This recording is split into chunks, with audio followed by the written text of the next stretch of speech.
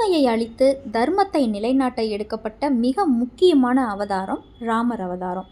அயோத்தியை ஆண்ட மன்னன் தசரதனுக்கு நீண்ட நாட்களாக குழந்தைகள் இல்லை. புத்திர காமேஷ்டி யாகம் செய்ததன் விளைவாக மகாவிஷ்ணுவே தசரதனின் மூத்த மகனாக கோசலையின் வயிற்றில் ராமனாக வந்து பிறக்கிறாரு. கைகேயிக்கு பரதனும் சுமித்ரைக்கு லக்ஷ்மணனும் சத்ருகனனும் பிறக்கிறாங்க. ராமர் சிறு வயதிலேயே வில் வித்தையில் சிறந்து விளங்கினவராக இருக்கிறாரு. விஸ்வாமித்திர முனிவரின் யாகத்தை காக்க சென்ற ராமர் தாடகை என்ற அரக்கியை அழித்தார்.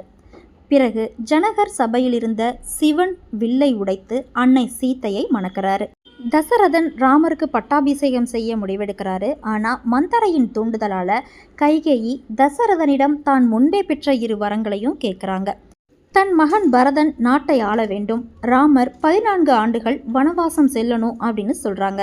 தந்தையின் வாக்கை காப்பாற்ற ராமர் கானகம் போகிறாரு. அவருடைய சீத்தையும் தம்பி லக்ஷ்மணனும் போகிறாங்க. வனவாசத்தின் போது இலங்கையின் மன்னன் ராவணன் சூழ்ச்சி செய்து சீத்தையை கடத்திட்டு போகிறாரு. சீத்தையை தேடி சென்ற ராமர் அனுமன் மற்றும் சுக்ரீவனோட நட்பு கொள்கிறாரு.